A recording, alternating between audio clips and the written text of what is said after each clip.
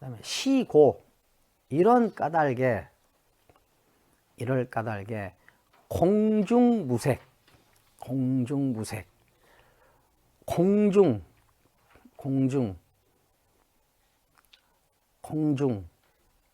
공 속에 이렇게 말할 수 있죠.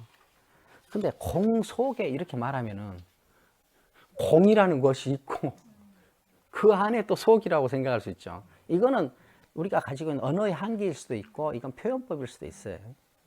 이거 공중은 뭐냐면은 공을 제대로 깨닫고 나니 이 중이라는 글자가 동양의 아주 중요한 글자예요. 그런데 우리가 흔히 중도를 이야기합니다. 중도. 나중에 한 AD 100, 한 50년, 60년 이때 나가르주나 용수가 이제 중도를 이제 많이 이야기하죠. 중도를 중자를 가운데라고 이해하면은 둘 중에서 둘 사이에 있는 적절한 점, 이거를 중도라고 하는 수가 있어요. 여기 가끔 불교 경전을 보면 양변을 여의고 색과 공이 있으면 색변도 여의고 공변도 여의고 또 이런 이야기들을 많이 하죠. 그런데 이 두 개를 여의고 나서 한 가운데로 가야 된다, 그 말이 아니에요. 두 변을 여의고 나면은 한쪽에 치우치지 않으면은 너한테 중간 지점이 마련될 것이다, 그 말이 아니에요. 양쪽에 치우친 이것을 포기하고 나면은 너는 탁월해질 거다.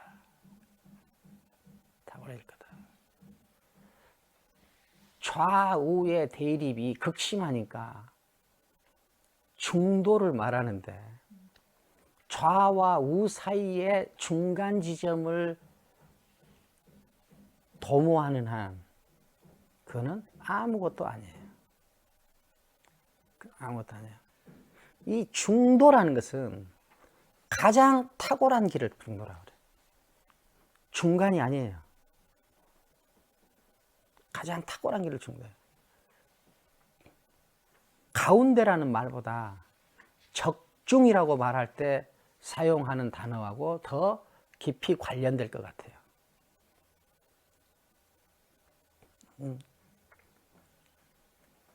중은 가운데도 있지만 가장 제대로 된 상태, 가장 탁월한 상태, 이것을 중이라고 봐야 한다. 중도는 중간이 아니다. 양극단을 부정하는 이유는 양극단 사이에 중간을 꿈꾸기 위해서가 아니라 양극단으로 치우친 이 상황 자체를 부정하고 이것 모두를 제압할 수 있는 탁월한 어떤 길, 그것을 도모하는 것이 중도다. 중도는 가운데 길이 아니라 탁월한 길이다. 여기서 공중무색, 공 안에는 색이 없다, 이렇게 이제 말하는 것은 이 문장을 아주 헷갈리게 만들어요. 공을 제대로 이해하고 나니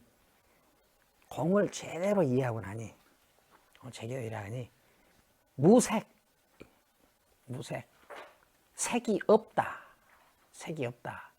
여기서 이제 문장 좀 이렇게 이 반야심경을 쓰신 분이 좀 과격해진 것 같아요. 무색, 색이 공이라고 했는데 여기서는 색이 없다고 말해버려요. 이것은 공이라고 해도 색에 여전히 집착되어 있는 어떤 중생들을 깨우치기 위해서 과격하게 한 표현이지 색이 없다는 것은 아닐 거예요. 콩을 제대로 깨닫고 보니 색이 없다. 깨달아 색이 없다. 무수상행식, 수도 없고 상도 없고 행도 없고 식도 없다. 이게 오원이 없다 이 말이죠. 오원이 없다. 오원이 없다. 이것을 좀 의식과 관련시켜서 말하면은 오원 자체를 의식하는 것도 넘어섰다. 이제 의식도 안 된다. 의식도 안 된다. 이 정도 의미에서 무를 쓴 것 같아요. 그 다음에 무안이비설신의, 무색성향미촉법, 무안계 내지 무의식계. 이 소승 때부터 불교에서는 인간한테 경험되는 전체 세계를 표현하는 몇 가지 방식이 있어요. 그 중에 대표적인 것이 오원, 그 다음에 12처, 그 다음에 18개. 12처는 육근과 육경을 합쳐서 말한 거예요. 육근은 뭐냐? 우리의 경험을 가능하게 하는 어떤 기관들이 작동하는 거죠. 안, 눈, 이, 귀, 비, 코, 설, 혀, 그 다음에 신, 그 다음 몸, 그 다음에 의, 뜻, 이 마음, 의식. 그러니까 안, 이, 비, 설, 신, 의, 이것을 육근이라고 해요. 6가지의 뿌리. 그 다음에 이것이 마주하는 것,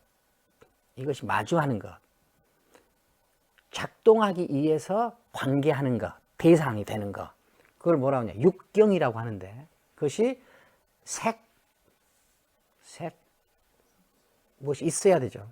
그 다음에 성, 소리, 있어야 되는 게, 색은 색깔, 안하고 상대되니까, 그 다음에 소리, 향기, 맛, 그 다음에 접촉, 그 다음에 법, 이거 관념.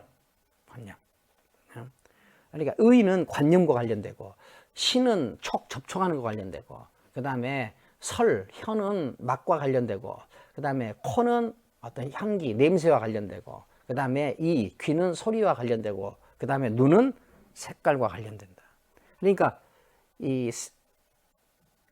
색, 소리, 향기, 맛, 그 다음에 감촉, 그 다음에 관념, 이것이 대상이 되고, 이것에 반응하는 6가지의 뿌리, 안이, 비, 설, 신, 의, 이것을 12처라고 그래요.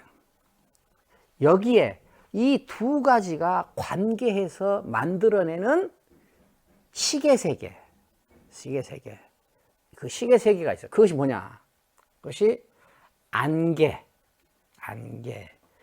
이계, 비계, 설계, 신계, 그 다음에 의식계. 이것을 좀 더 풀어서 말하면은 눈과 색이 만들어내는 관념의 세계, 눈과 색이 관념의 세계. 이걸 뭐야? 안식계. 그 다음에 귀와 소리, 이 2개가 만들어내는 또 세계. 그 뭐야? 이식계. 그 다음에 비식계, 설식계, 신식계, 의식계. 이것이 인간이 경험하는 세계의 전부예요. 이 경험하는 세계 전부예요. 이 경험하는 이 전부, 이 세계가 그것이 없다. 이렇게 말해요. 없다. 눈도 없고, 귀도 없고, 코도 없고, 혀도 없고, 몸도 없고, 그 다음에 의지도, 뜻도, 의식도 없다. 그건 뭐냐? 그것이 다 공이다. 이 말이에요. 공이다. 그다 공이다. 앞에 지금 이거 공중에서 이 제법이 공상하다는 것을 제대로 깨달아 보니 그렇다 이 말이에요. 제대로 깨달아 보니 그렇다. 그것도 다 없다. 그러니까 소승에서 말하는 5원, 12처, 18개가 전부 어떤 의미에서는 그 원래 그 의미대로 지탱하지 못하게 만들어 놓고 그것의 부정성을, 비실체성을 더 강화해서 말해주고 있는 거예요. 이것이 대승의 중요한 방향이죠. 무안개, 내지, 무의식계. 그 말은 내지라는 말은 안개 뒤에 나오는 이계, 비계, 설계, 신계를 다 생략한 거예요. 그래서 그 내지 그랬어요. 그러니까 무안개, 내지, 무의식계.